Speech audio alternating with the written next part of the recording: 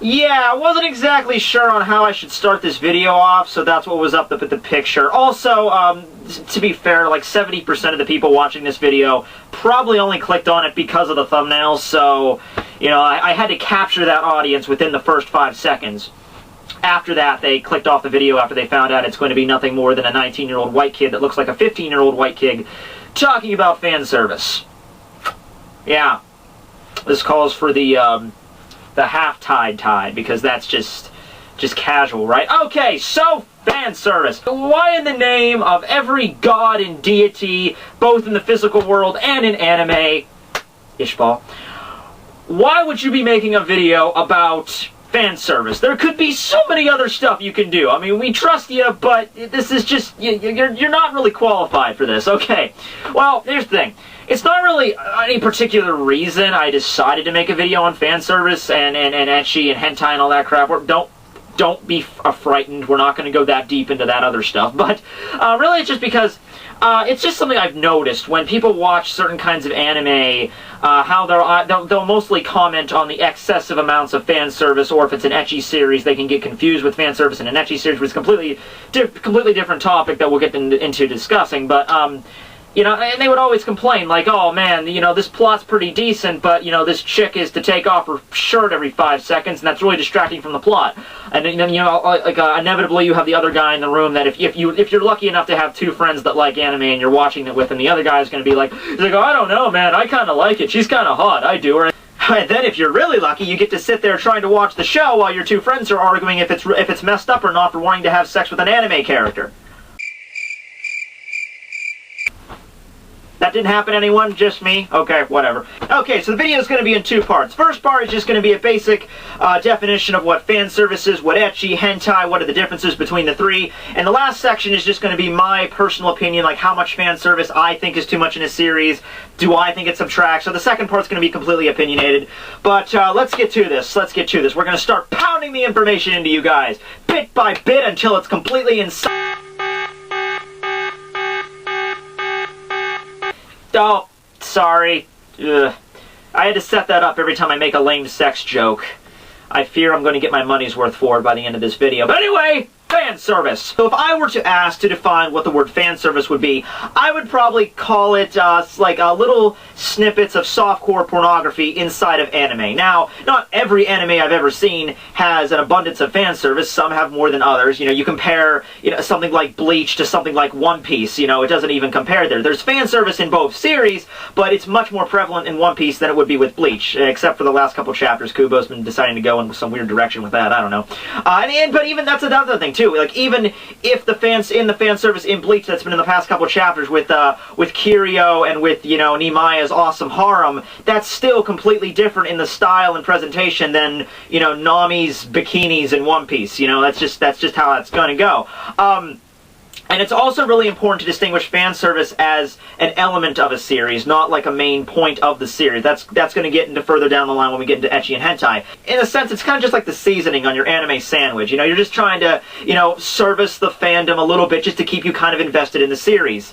You know, that's why, and even in most anime that don't even have, you know, many female characters, like take Death Note, for instance. Death Note is one of the most serious shonen series out there, and fan service is extraordinarily limited, but it's still prevalent, you know, every now and then, even though there's very few female characters in that series. So it's always around. It's just not there to subtract from the plot. It's just there just to kind of, you know, maybe keep the viewer watching a little bit. And that's something else where, no offense, ladies, I apologize, but yeah, probably the majority of fan service in anime anyway is mostly females trying to service the male audience. That's just how it goes. You know, I mean, it does exist in male to female servicing, like Fruits Basket, that's one, I suppose, and then there's that one particular chapter of Naruto where Konohamaru transforms into Sasuke and Sai. Oh my god.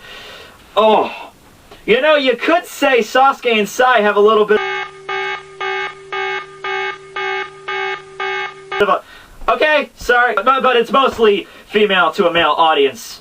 Actually, that was also showcased in that also one particular Naruto chapter, which also that Isan brings to the question right there, because when that episode was brought over into the anime, only the girl-on-girl jutsu was brought over to the anime. They cut out the male-on-male jutsu, so The girls are getting no love here. I'm just saying. I'm not mentioning anything right or wrong. I'm just saying that's kind of sexist and that's kind of a double standard, if I do say so myself. And I just did. So that is fan service, strictly an element of the series. Okay, that's all well and good for fan service, but then you start asking questions. Okay, what about series like Sekirei or High School of the Dead, where there's so much fan service it actually begins to subtract from the plot? Hell, there's actually so much of it it could be considered part of the plot. Well, that's where we get into a little 5-letter word called ecchi.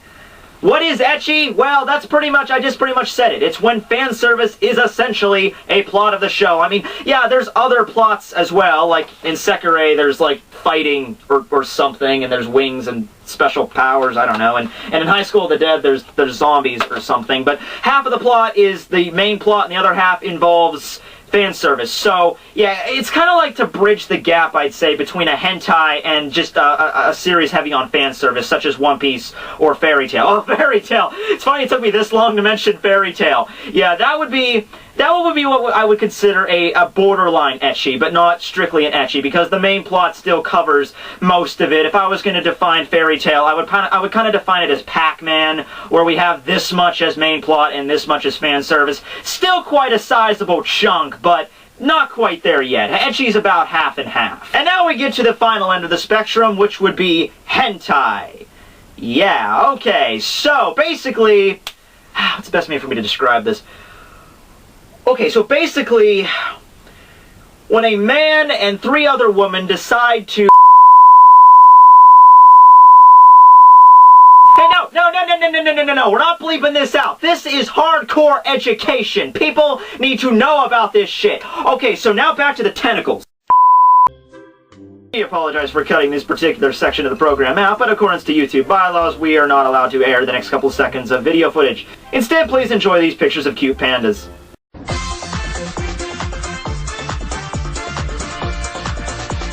And that, ladies and gentlemen, is why Japan is the greatest country on the planet. Did you get all that? Okay, cool. Okay, so now on to my opinion, because these are questions I do get asked quite a lot, you know, like, specifically going back to Fairy Tail, I've gotten several messages, in answer time and everything, talking about, you know, like, he's like, I can't get into Fairy Tail because, you know, there's too much fan service, it just distracts from the plot. I can't get into High School of the Dead because they focus on it too much. And, you know, here's always my opinion to this, okay? Know what you're getting into, essentially. Like, when I ordered High School of the Dead, like, when I actually went and bought the DVD, I watched the series first on the internet to know what I'm into, because that's basically my law when I buy anime DVDs. I watch it on the internet first, at least a couple episodes, to know if I'm actually going to like it before I shell out $30. But I knew what I was going to get. I knew I was ordering an ecchi series, okay? That's just how it is. My friend Adam has an anime collection that freaking dwarfs mine. It's freaking gigantic, and he let me borrow a couple, anime from his collection. I borrowed some shonen, some ecchi series, and, you know, I know what I'm getting into. So when I put the High School of the Dead in, I'm not going to sit there and complain about, oh my god, there's way too much fan service in this, because I know what it is. So that's basically what it is. If you're watching High School of the Dead just for the plot, the fan service is part of the plot. You just have to accept that. If you don't accept that, then it's just not the series for you. But if you're watching a series and you just want people beating up zombies, dude, go watch Hellsing. Okay, that's a better series if you're just talking about that. But that's basically what I mean when an ecchi series. If you're watching a series like that, like Sekirei or High School of the Dead or anything like that, you know, you have to accept the fan service as part of the plot, because that's what it is. It's kind of this transcendent thing. I just referred to Sekirei and High School of the Dead as a transcendent anime. I apologize, I'm still pretty tired.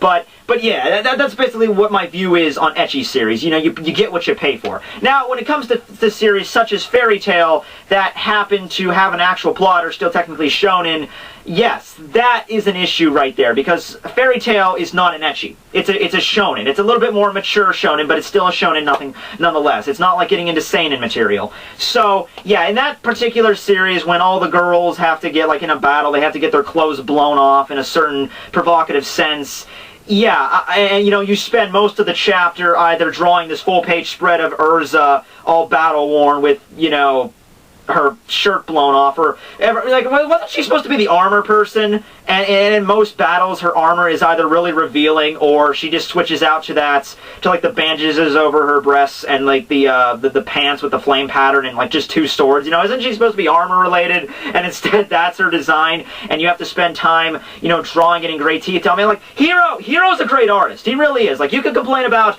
the pacing in battles in Fairy Tail. You can complain about the excess of fan service. Hero's a kick-ass artist, and I think he's really showing that off. But yeah, when you get to scenes like that, and it's okay. Like I said, fan service in anime, it's kind of a given. It's an element that's going to exist. That's kind of like the part of the medium. But it's just like when you get too much, then you need to back off. When your series starts looking like Pac-Man, you need to start backing off, okay? So that's my opinion on just excessive fan service in series. It can be subtracting. You know, now a series like One Piece, for instance. One Piece does have fan service, but usually it's not as abundant as with Fairy Tail. You know, like when they get down to the battle scenes, like during the finale of an arc, like the finale of the Fishman Island arc, finale of the Punk Hazard arc, it's all action. For the most part, it's action, drama, tension. They usually just scrap the fan service from earlier on in the arc. For example, Punk Hazard, you know. Crew gets the Punk Hazard, everyone's having fun, you know, body switching, oh, Sanji's in Nami's body, haha, that's so funny. But finale of the arc, you know, Zoro and Tashigi versus against Monette, pure action, no distractions. We get to, you know, Luffy versus Caesar, pure action. Smoker and Law take down frickin' Virgo, pure action. You know, they know their priorities. With Fairy Tail, the finale of an arc would be also including fan service. So that's the difference between One Piece. You know, Oda at least knows when to portion out where he's going to put it out. Like in the War arc, for instance. Like, how would you feel like in the War arc of One Piece, all these awesome battles going on, there's just, you know, like I don't know, like Captain Hina's shirt gets blown off or something, and then we have a whole chapter where everyone's like just looking at her like, oh yeah, look at her, and Boa Hancock. Boa Hancock's pretty much the antithesis of fan service in One Piece, and even in the War arc, they used her very leniently, so that's good on Oda's part. He knows how to portion it out. Bleach, like I said, Bleach isn't really that heavy on it. Naruto, you know, no, once again, Naruto, they make random references from time to time, you know, sexual references and stuff. And I think Naruto is more for the male to female fan base than anything else, just because Sasuke and Sai are there. So I think Naruto, out of the big 3, that would be the one that would service the female audience the most, I would believe, basically just because Sasuke's there. I've yet to meet a female that likes anime that did not like Sasuke. You're probably watching this right now, and if you're a girl, you'll probably be like, oh, I don't like him. I'm like, well, you're the first I've heard of then. So yeah, there's that with that. And then like, and so you might be mentioning like, okay, Tekking, you're not really talking very much about, like, if you are a girl, you're not talking much about male fan service to the female audience. That's just because obviously I'm not as akin to that. I haven't really watched much of that. I saw Fruits Basket. I liked Fruits Basket. Fruits Basket was pretty good. And then I saw a couple episodes of Tsubasa that my friend my friend really digs Tsubasa, especially Faye, which I just laughed because I can't remember what his last name was, Faye and Tsubasa, but his last name just made me laugh for like 5 minutes for some reason. I don't know. I'm gonna go look it up and I'll probably laugh again. But you know, that's the reason I left out a lot of male and to female. Sorry, I can't say male on female, can I? I get the very. Okay, fine. What? It's done. It's done. The video's over. Okay, whatever. So there you go. I'm not really sure if this had a point. Maybe I just wanted to talk about boobs. Whatever. Okay, see you guys.